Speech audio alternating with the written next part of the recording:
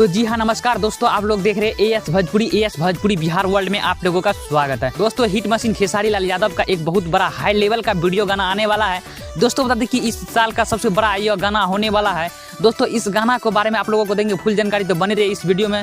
इससे पहले प्लीज दोस्तों, आप लोग हमारे चैनल पर पहली बार आए हैं तो हमारे चैनल को सब्सक्राइब करके बेल आइकन को ऑल पर सेट कर ले, क्योंकि भोजपुरी का सभी खबर हम आप लोगों को देते रहेंगे। दोस्तों, खेसारी लाल यादव का यह गाना सारेगामा भोजपुरी से रिलीज होने वाला है।